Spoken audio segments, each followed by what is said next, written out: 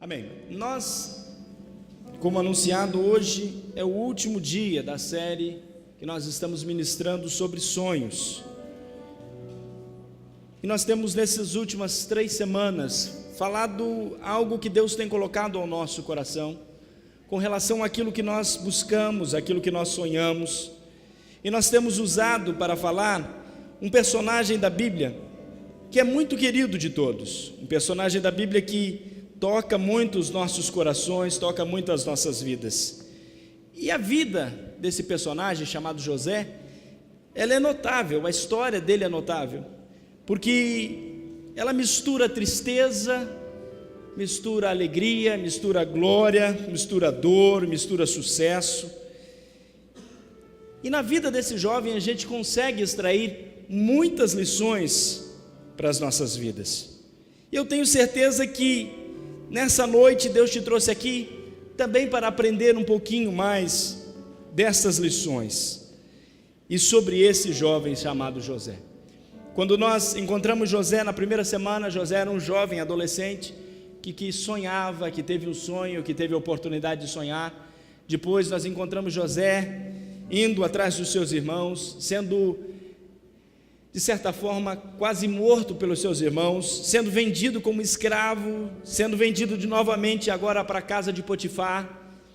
E no último domingo nós paramos exatamente aí, na casa de Potifar, onde ele vence as tentações e ele passa por uma situação tanto quanto pior daquilo que ele já tinha vivido na vida dele, porque no momento específico da sua vida, ele, além de ser escravo, ele agora é jogado num calabouço.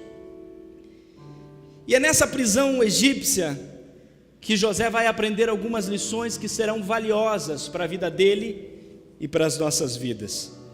Ele aprendeu ali, talvez naquele calabouço, que ele não estava sozinho, que ele tinha alguém com ele e que algumas coisas aconteceram.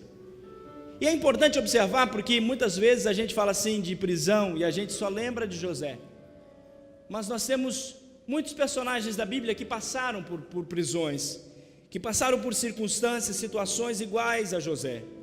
O que falar de Sansão, o que falar de Daniel, ou talvez Jeremias, Oséias, João Batista, Pedro, Paulo, João, o próprio escritor do Evangelho e do Apocalipse, que falar de Paulo e Silas na prisão. Muitos foram os servos de Deus que de tempo em tempo passaram momentos de prisão, momentos de angústia. E talvez você chegou aqui nessa noite e vira para mim e fala assim: pastor, o que é que eu tenho a ver com isso? Eu vivo num país que é livre, eu vivo num país abençoado, onde não há perseguição, onde não há problema com justiça, onde eu posso ir e vir, eu não estou preso, eu não estou em lugar nenhum encarcerado.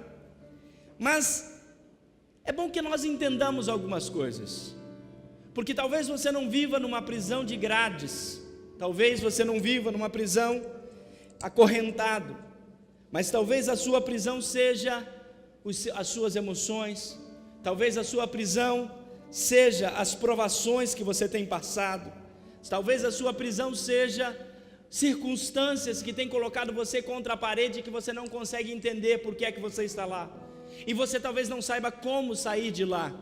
É por isso que nessa noite eu venho como profeta de Deus, para que você entenda que sim, muitas vezes nós estamos em prisões, muitas vezes nós estamos em circunstâncias que se assemelham com a prisão a que aquele jovem estava. Mas eu quero só que você saiba de uma coisa: a prisão da vida, não importa qual seja a que você esteja, não vai te derrotar. A prisão da vida, não importa a circunstância que seja, não vai manter você lá.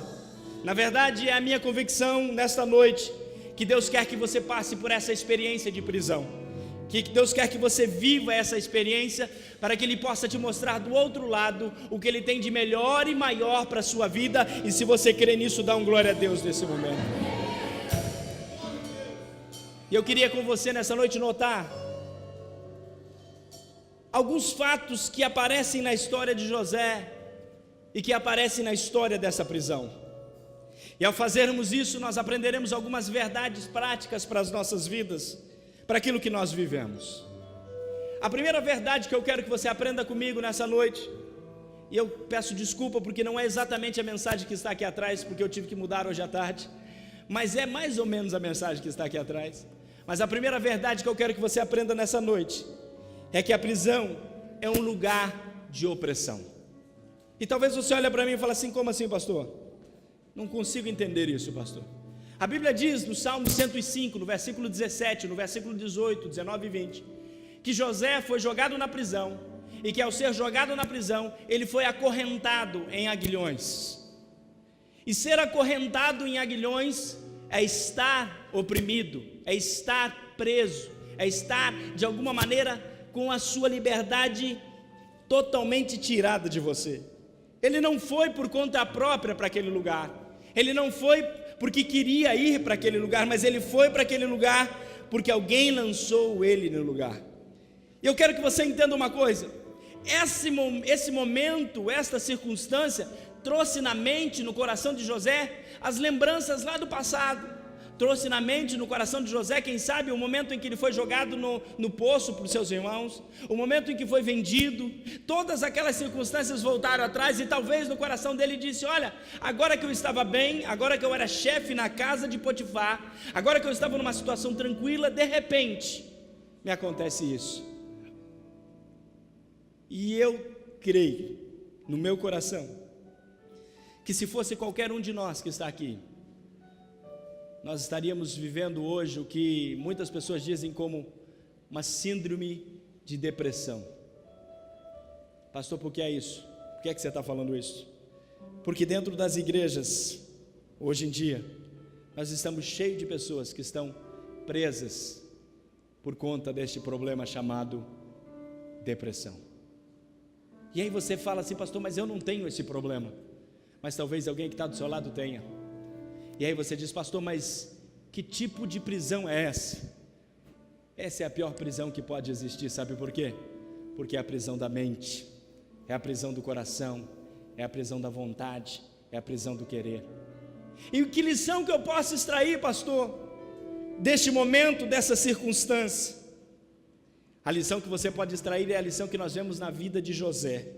No versículo, em Gênesis, no capítulo 39, no versículo de número 20, nós entendemos que, mesmo ele estando na prisão, mesmo ele indo para aquele lugar, ele era uma pessoa que tinha uma convicção extrema do que Deus estava com ele, e que a vontade dele estava alinhada com a vontade de Deus, não importa se ele precisasse passar por uma circunstância que parecia um tanto difícil. O que é que você está falando, pastor? O que eu estou te falando é o seguinte: que quando você está vivendo um momento de angústia, de opressão, um momento de dificuldade, um momento difícil na sua vida, a primeira coisa que você precisa lembrar é que existe um Deus que não só conduz você, mas que está do seu lado, dizendo para você a maneira de conduzir. Que você precisa lembrar que Deus está com você a cada instante, te levando para lá e te levando para cá, te conduzindo de uma maneira tão intensa e tão carinhosa. E para entender isso, eu me lembro de um poema de C.A. Young, e é uma canção, na verdade. Ela diz o seguinte, eu queria que você prestasse atenção: às vezes nos montes, onde o sol aparece tão brilhante, Deus conduz os seus queridos filhos com Ele. Às vezes no vale, na mais escura noite, Deus conduz os seus queridos filhos com eles.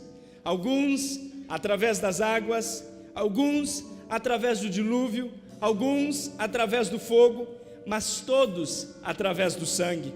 Alguns através de grande tristeza, mas Deus dará uma canção durante todos os dias, através da escuridão, ao encontro da divina luz. Vira para a pessoa que está do seu lado e diga assim: olha, Deus está com você. Mesmo quando não pareça que Ele está aí do seu lado, Deus está com você. Mesmo quando você não consiga entender, Deus está com você. E é importante entender isso, porque essa era a ideia que Davi tinha quando ele escreveu o Salmo de número 23, quando ele diz: o Senhor é o meu pastor. E o que mais que ele diz? E nada me faltará. Olha o segundo verso, ele diz: deitar. Alguém sabe o Salmo 23 aqui? Deitar em verdes pastos, em pastos verdejantes, conforme a sua versão. Guia-me.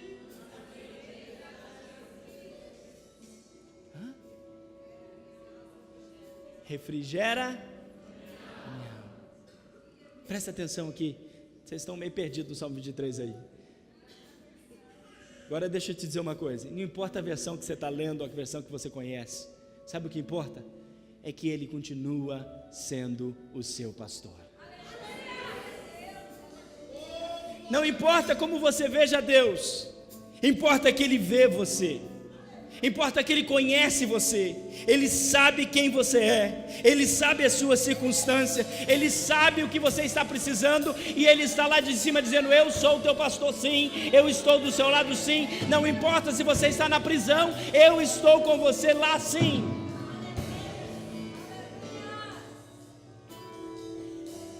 A prisão é lugar de opressão. A prisão é um lugar, a segunda lição é que a prisão é um lugar de obscuridade.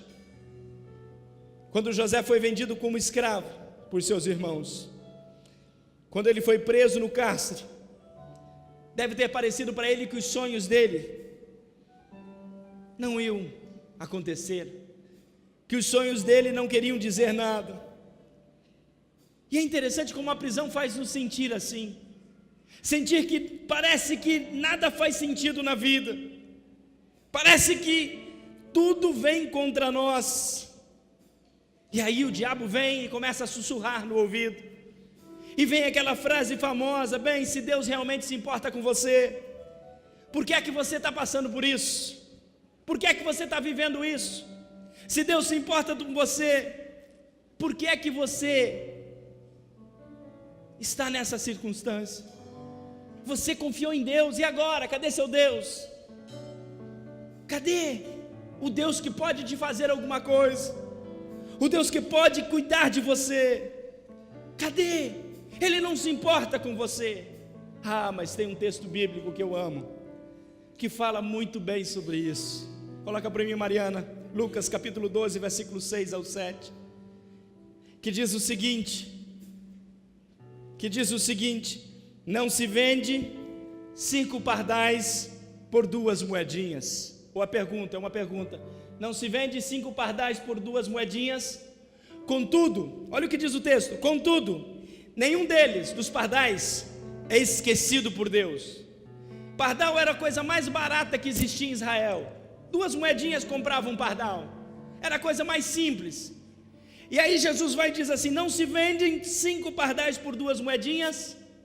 Contudo, nenhum deles é esquecido por Deus. E a segunda parte, o versículo 7, olha que bonito que diz: até o quê?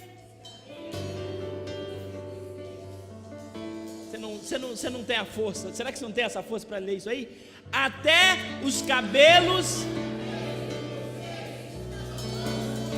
estão o quê? Com exceção do Júnior, do Jackson, que não tem cabelo.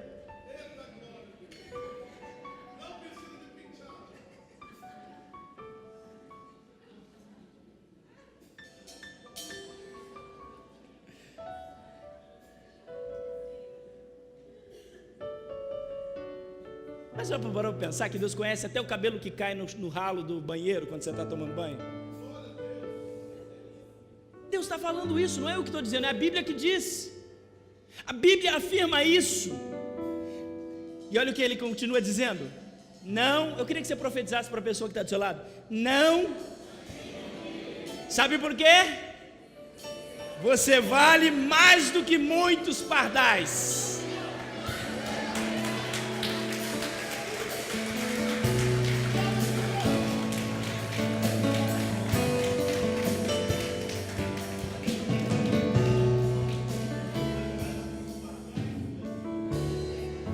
O Éder tem que ser um caminhão de pardal, né? Tamanho do moço. Mas é interessante pensar sobre isso. Que Deus maravilhoso é esse? Que Deus maravilhoso é esse? Então, quando nós enfrentarmos um problema, seja de solidão, seja de prisão, seja qualquer coisa que aparecer na nossa vida, não se esqueça que Deus tem tudo sob controle. Lembre-se que você não é o primeiro, nem será o último a passar por isso, mas lembre-se que você não é nem o primeiro e nem o último na lista de Deus, você é primazia na lista dele. E entender isso é tão profundo, porque muitas vezes a gente pensa assim, pastor, mas eu não consigo entender isso, pastor, não consigo. Pensa comigo. Homens de Deus valiosos da Bíblia passaram por isso. Lembra-se de Elias? Elias vai lá, chama fogo do céu. Elias vai lá e faz acontecer. Elias vai lá e para e manda a chuva parar e não chove por 3 anos e meio até que ele vem. E de repente um dia uma mulher diz, eu vou matar você. Uma mulher. E ele faz o quê? Corre. Se esconde numa caverna e diz, eu quero morrer. Eu quero morrer. Eu quero morrer. Por quê? Jezebel está vindo atrás de mim. Eu quero morrer. Se Elias passou por isso, se o profeta Elias passou por isso, muitas vezes nós sim podemos passar por isso, mas nós precisamos entender que nós precisamos se submeter a Ele, mesmo quando nós não gostamos de onde nós estamos, mesmo quando nós não entendemos aonde estamos, mesmo quando nós não entendemos por que estamos ali. Este é a lição da obscuridade, é a lição da negritude, de não entender nada, de estar tudo breu, de eu dizer, Senhor, mas e o que eu faço aqui? Deus está dizendo para você, eu te coloquei aí, porque tem um propósito para você estar aí, e na hora certa, e no momento certo, eu te tiro daí.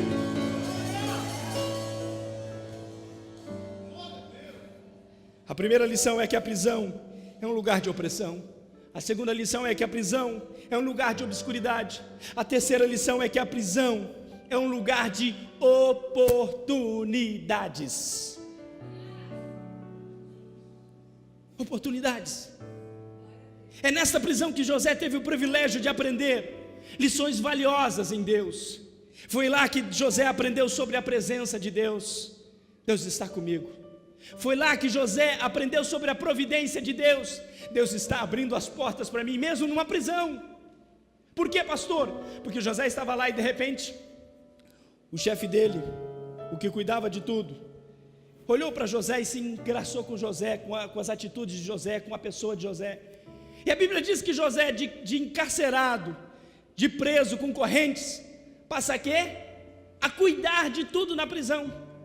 De um simples preso, ele passa a ser o supervisor daquela prisão. Ele passa a viver de uma maneira diferente. Foi lá que José conseguiu entender os propósitos de Deus na sua vida. Foi lá que José conseguiu entender o poder de Deus na sua vida.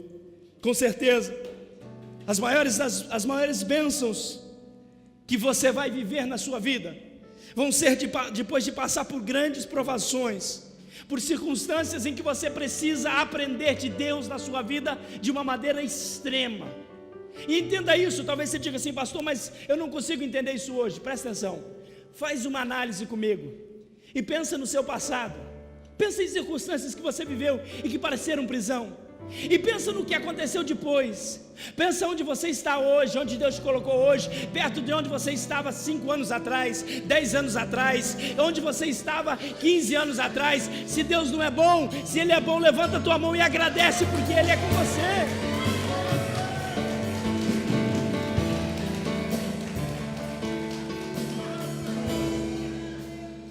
Na verdade, as provações da vida nos ensinam lições que Deus só pode trabalhar em nós desta maneira.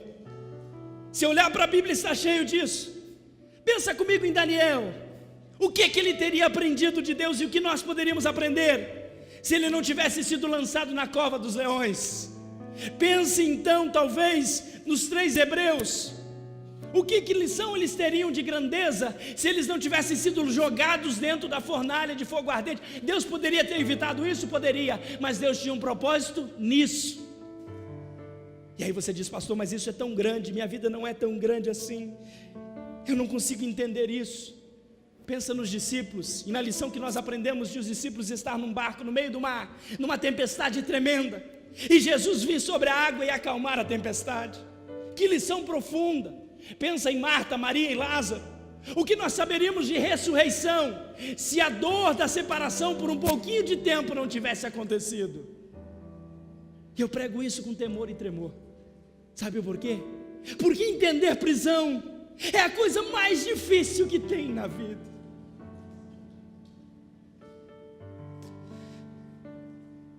E só quando você passa por ela é que você consegue compreender tudo aquilo que Deus queria te ensinar naquela circunstância, naquele momento. Tudo. Mas é quando nós passamos pelas prisões da vida é que nós aprendemos que Ele está conosco, que Ele é capaz de nos sustentar, e que Ele é maior do que os nossos problemas, e que acima de tudo Ele tem um plano em cada circunstância, em cada coisa, em cada situação em que nós vivemos.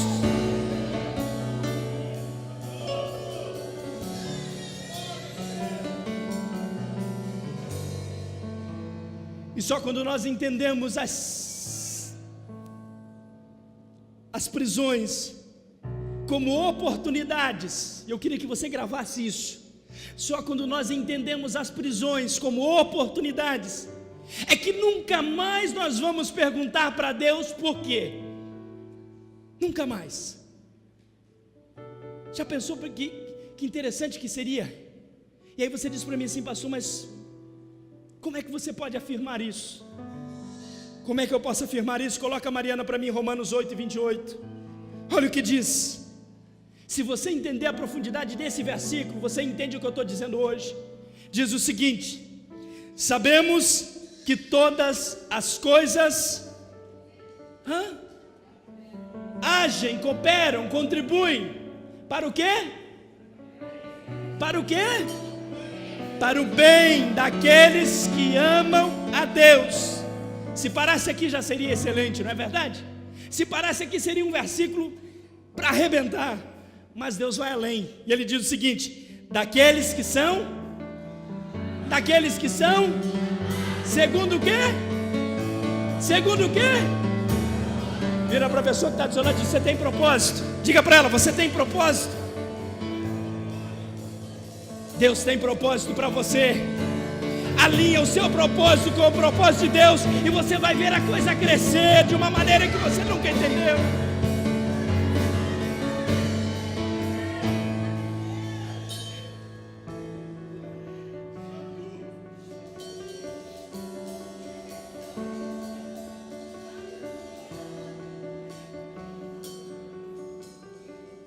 Quarta lição: a prisão é lugar de obediência. A prisão é lugar de obediência.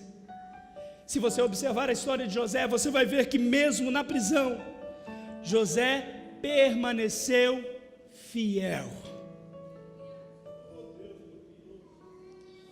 E se nós olharmos com carinho, nós vamos ver que José via aquilo ali como mais um lugar de serviço do que um lugar de opressão, mas como um lugar em que ele estava ali desempenhando um chamado, desempenhando algo que Deus tinha colocado para ele. Ele era íntegro, ele estava focado em permanecer fiel ao Senhor, apesar de tudo que ele estava vivendo. Mesmo nessa circunstância de prisão, nós não vamos ver José lá no canto. Eu quero fazer uma cara aqui que talvez você consiga entender. Nós não vamos ver José lá no canto assim, ó. Que foi, José? Estou triste. Por quê? Que Deus esqueceu de mim. Deixa eu te dar uma lição nessa noite que você precisa entender. A fidelidade de Deus só é demonstrada quando você realmente reage com o corpo, com alma e com o espírito, crendo que Deus está no controle de tudo. Vou trazer isso em miúdos para você. Você só consegue viver aquilo que Deus tem para a sua vida, na sua essência, quando você se colocar à disposição e dizer: Senhor, não importa o que eu estou vivendo, não importa as circunstâncias, eu vou sorrir, eu vou cantar, eu vou gritar, eu vou pular, porque eu sei que mesmo na prisão, Tu estás comigo.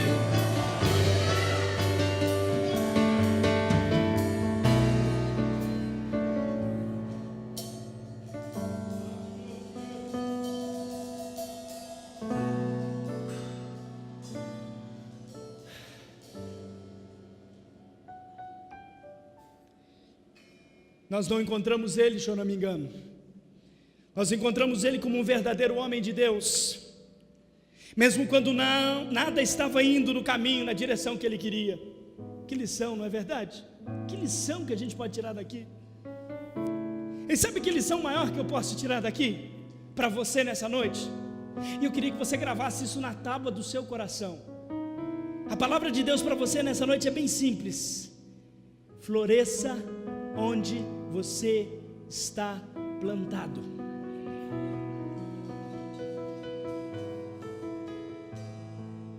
Floresça onde você está plantado. Tem gente que não vive pensando na oportunidade que perdeu.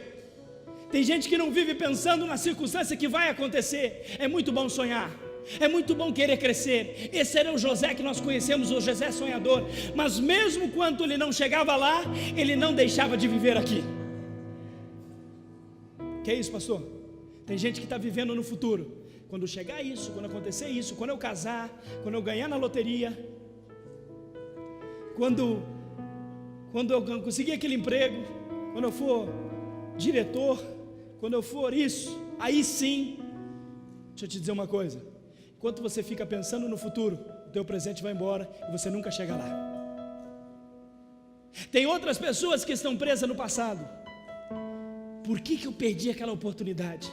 Por que eu deixei passar? Por quê? Por que eu falei aquela besteira naquela hora? Por quê? Deixa eu te dizer uma coisa: aconteceu, você se arrepende, esquece, vive o presente, floresça e mire no futuro, porque Deus tem coisas grandes para você.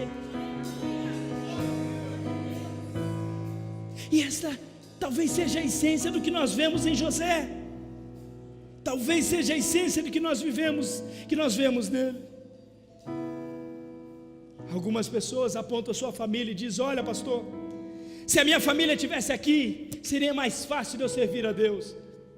Ah, pastor, se minha mãe me ajudasse, se meu irmão me ajudasse, se minha esposa, se meu esposo. Deixa eu dizer uma coisa: a salvação é sua, é individual, e o prestar de contas diante de Deus é seu. Quando você chegar diante de Deus, Deus vai falar assim: ó, vem cá, Uziel, apresenta suas mãos. E a da Daiane, não, Deus vai perguntar: Uziel, vem cá e apresenta suas mãos. É você. Não perca tempo, não perca a oportunidade, não perca aquilo que Deus tem colocado na sua mão. Deixa eu te dizer uma coisa, deixa eu te desafiar uma coisa.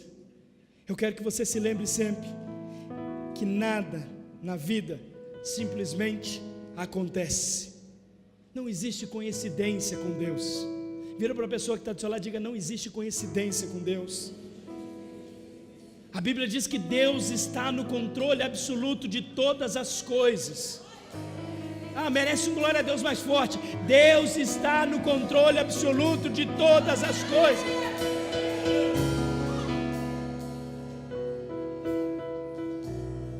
E tudo isso aqui que eu preguei agora se resumiu em uma palavra, irmão Jackson: fidelidade. Como assim, pastor? Como assim fidelidade?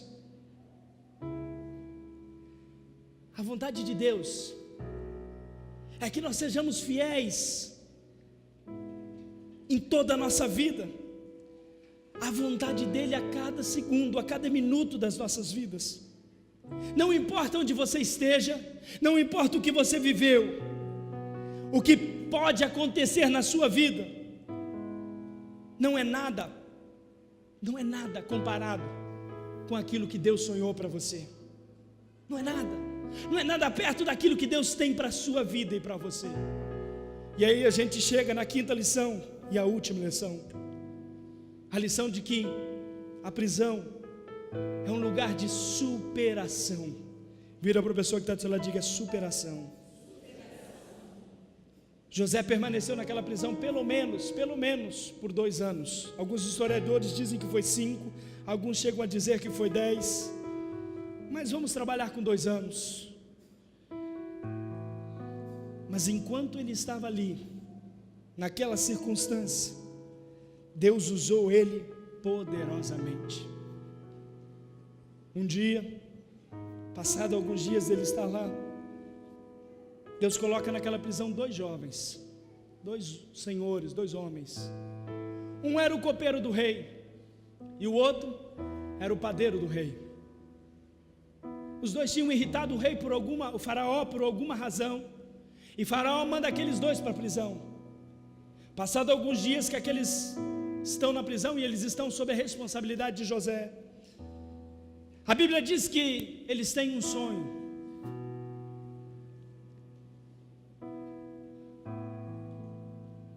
E eles sonham de uma maneira tanto diferente, eles tentam achar um significado.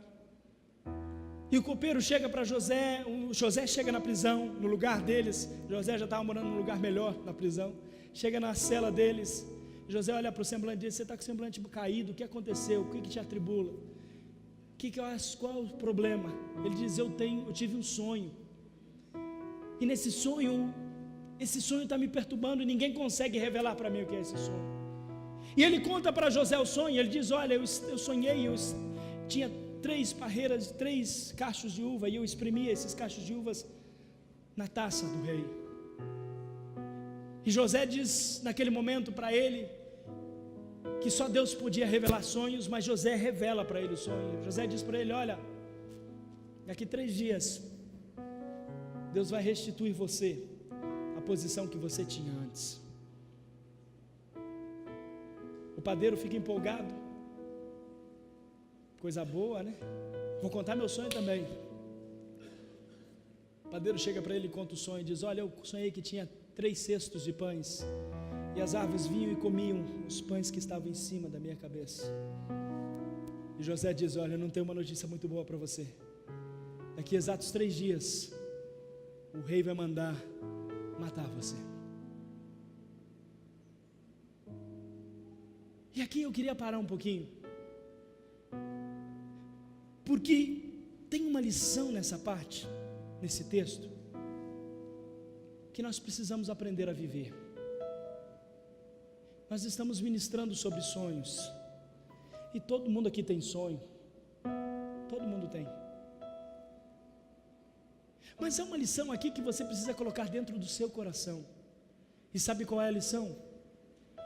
É a lição que José deixa em essência para nós, de que enquanto o seu sonho não se realiza, ajude a realizar o sonho de quem está do seu lado. Imagine se José tivesse parado e dito assim: fica lá com seu sonho, eu já tenho os meus, já tem alguns anos que eu sonhei, não aconteceu nada, eu estou aqui ainda, não vai acontecer, quero saber lá do seu sonho. Mas José não. José, como homem de Deus, se levantou e revelou o sonho daquele jovem.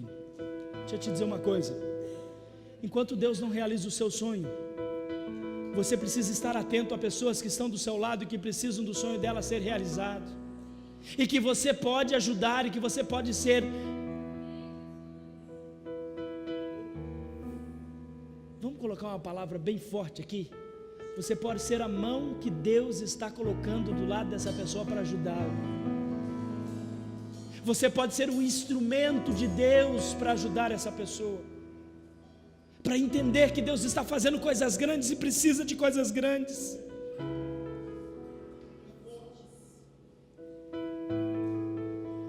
José vira para aquele jovem e diz: jovem, quando você estiver na frente de Faraó, está na Bíblia, quando você estiver na frente de Faraó, fala para ele que eu fui sequestrado na minha terra, me trouxeram para cá, me acusaram de uma coisa que eu não fiz, vê se ele consegue fazer alguma coisa por mim. Passa-se os 3 dias, a Bíblia diz que Faraó restitui a posição daquele copeiro, manda matar o padeiro. Mas a Bíblia também menciona que o copeiro entra na presença de Faraó e esquece de José. Deixa eu te dizer uma coisa: quantas vezes você já ajudou as pessoas e as pessoas esqueceram de você? Quantas vezes você estendeu a mão, você ajudou, e não é porque você está cobrando não, mas a pessoa literalmente esquece de você, corta a volta, corta você do Facebook. Eu sou um pastor moderno, eu tenho Facebook. corta você do meio de comunicação dela, corta caminho de você, não vai tomar Coca-Cola onde você tomava mais, para não encontrar com você, porque se eu ver ela vai querer pedir um favor, eu não quero nem chegar perto. Espera aí, meu irmão, Deus usou ela para te abençoar, o que custa você abençoar ela? O que custa? Mas naquela circunstância não. E a Bíblia diz que passam-se 2 anos, 2 longos anos, imagine 2 anos na prisão. E eu parece que consigo pensar e ver José, eu tenho um amigo lá no castelo, mas ele esqueceu de mim. Mas ele esqueceu de mim. Deixa eu te dizer uma coisa, os amigos podem esquecer de você, mas tem 2 olhos como chama de fogo lá em cima que não esquecem de você. Tem 2 olhos lá em cima que estão mirando você, olhando para você, dizendo: eu me lembro de você, eu conheço o seu nome, eu conheço cada fio de cabelo que está sobre a sua cabeça.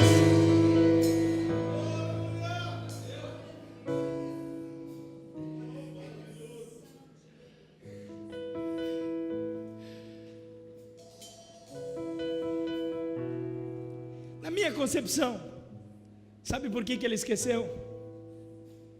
A minha concepção, não estou dizendo que a Bíblia diz isso, é para que José não devesse favor para ele depois. José estava acima dele depois. E a Bíblia diz que um dia Deus, na sua infinita graça e sabedoria, coloca um sonho em Faraó. E Faraó sonha que 7 vacas gordas saem do Nilo e sobem, aquelas vacas bonitas, formosas, e de repente 7 vacas magras, feias, raquíticas, sobem também do Nilo e comem aquelas 7 vacas gordas. Está difícil hoje. Sonha também, desperta assustado, depois dorme de novo e sonha que 7 espigas, gente, está difícil.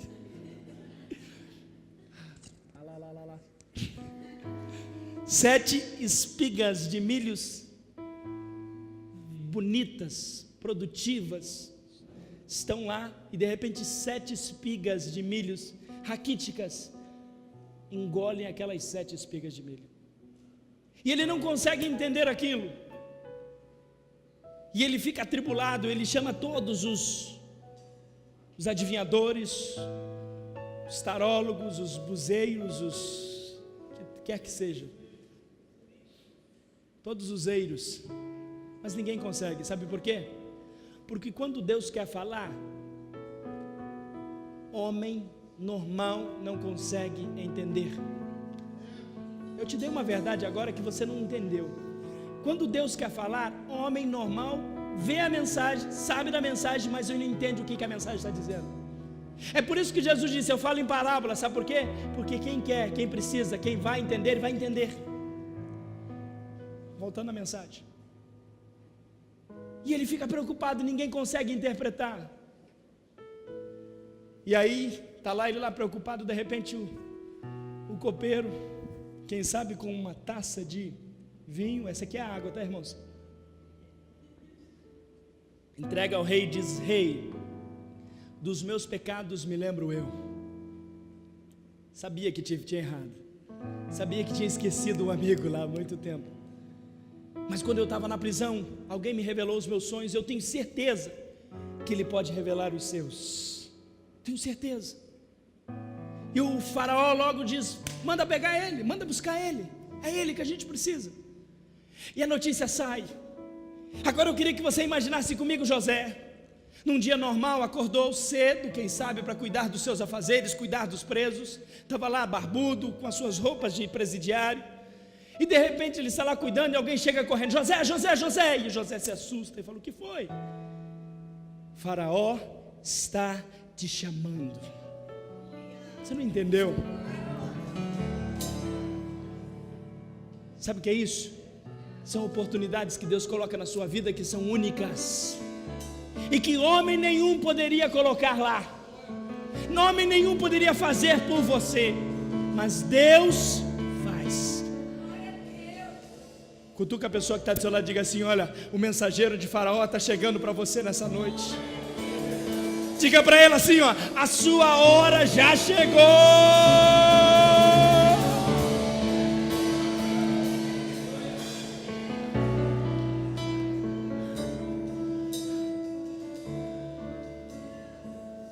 O mensageiro fala, chega para José, e José está lá: e aí, então vamos embora. Não, vamos embora como? Não, mas vamos embora, o Faraó está chamando, vamos embora. Não, você está de barba, você está com roupa feia, você está fedido. Toma um banho aí, rapaz. Troca de roupa aí, faz a barba. Uma versão da Bíblia diz que ele faz a barba. Se arruma. Porque o que você vai fazer agora é talvez a coisa mais importante da sua vida. Você vai estar na presença do rei. Deixa eu te dizer uma coisa. 30 segundos na presença do rei pode mudar a sua história, a sua vida. E eu não estou falando Faraó, eu não estou falando Dilma, eu não estou falando Barack Obama, não. Eu estou falando o Rei dos Reis que está aqui nessa noite.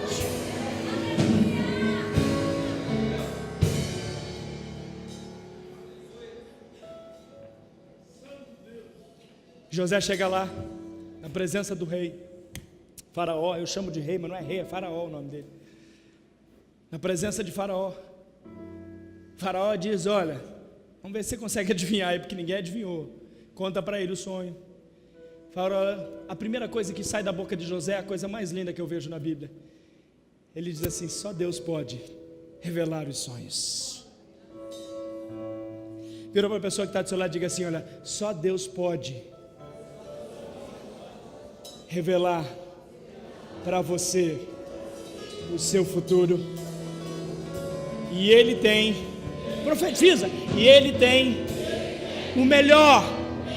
O melhor.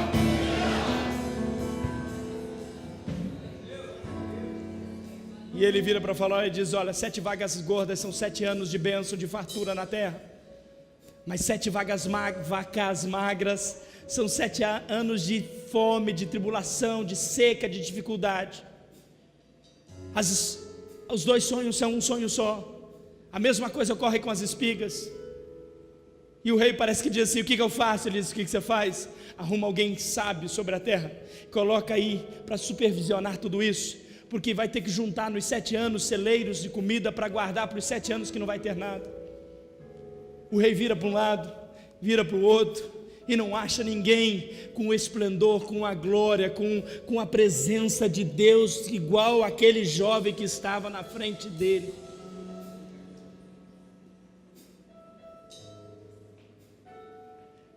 Você é audacioso?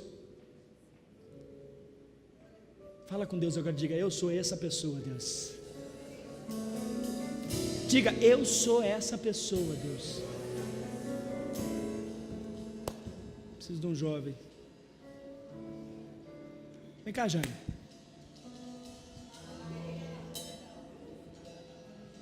Está aqui um menino bom, viu? Não é porque é meu funcionário não, mas está aqui um menino bom, viu? Está aqui um menino que merece o que Deus vai fazer na vida dele.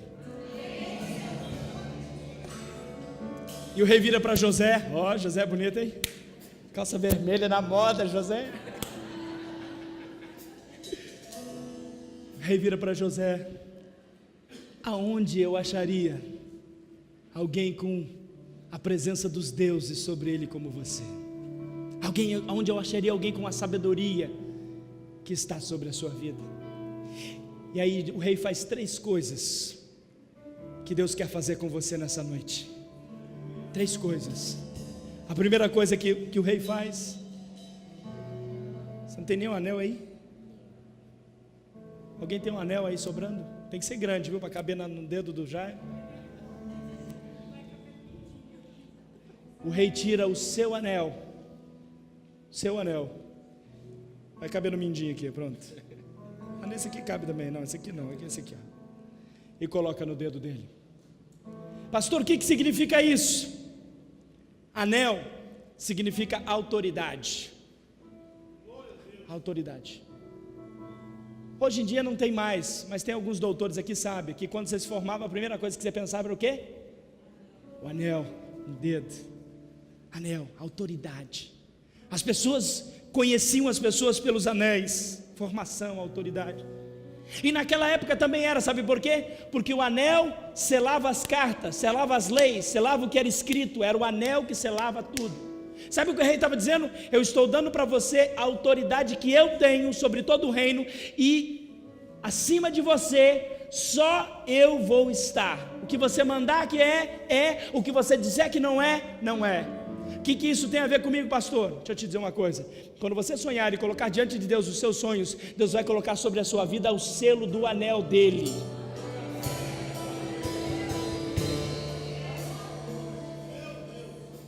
Vai selar você. Sabe o que o rei mais faz? Manda vir uma capa, uma veste, e coloca sobre José uma veste real, uma veste nova. E talvez você pergunta para mim e diz: o que quer dizer a veste, pastor? O que quer dizer a veste? A veste fala de respeito. Respeito. É interessante que, se eu chegar na porta do banco giratória, de terno e gravata, ela nunca vai travar para mim. Mas se eu chegar todo sujo de tinta, todo maltrapilha, ela sempre vai travar.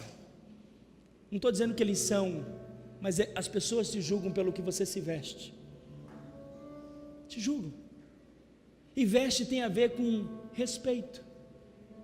Você vê uma pessoa de terno e gravata na rua, principalmente na porta do fórum, você nunca chama ele menos de doutor. Ô doutor, é ou não é? Mesmo que ele não seja, mas você não quer fugir ao respeito. E o que é que você está pregando, pastor? Eu estou pregando uma coisa para você nessa noite. Talvez, você ainda não alcançou aquilo que Deus tem de melhor para você, que é o respeito de todos. E Deus está restaurando na sua vida o respeito nessa noite aqui, ó. Você não entendeu? Pastor, eu já tenho respeito. Não, você não entendeu. Eu estou falando no nível superior, eu estou falando no nível espiritual, eu estou falando num âmbito que só o diabo consegue correr de você, porque ele sabe que em você tem uma coisa diferente. E a última coisa, o rei pega, coloca no pescoço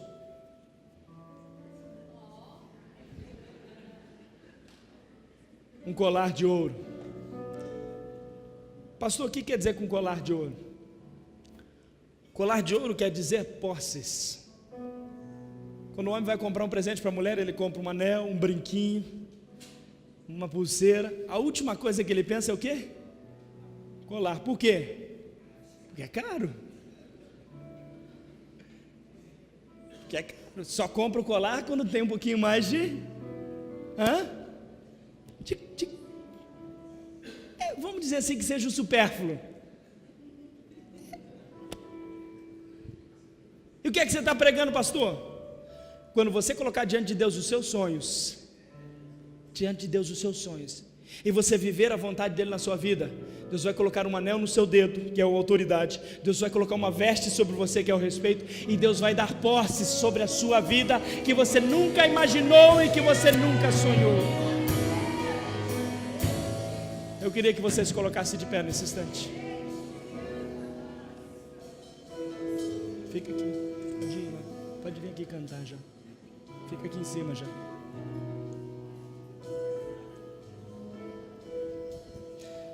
Eu dei e tomei, viu?